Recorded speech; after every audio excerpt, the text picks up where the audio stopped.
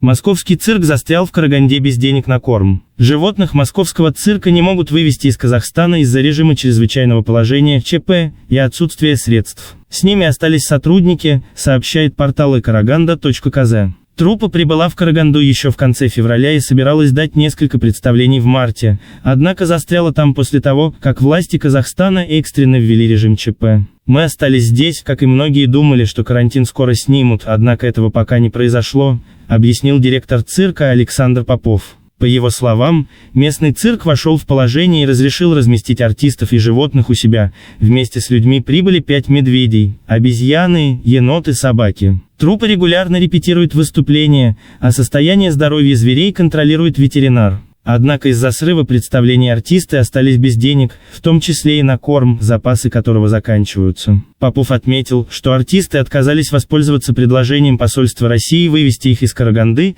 так как не хотят бросать животных. В Казахстане с 15 марта действует режим ЧП. Особенно жесткие ограничения действуют в 3 крупнейших городах – Нур-Султане, Алма-Ате и Шымкенте, где гражданам запрещено выходить на улицу без необходимости, закрыты въезды и выезды. По последним данным, в республике зафиксировано 1275 случаев COVID-2019, умерли 15 больных.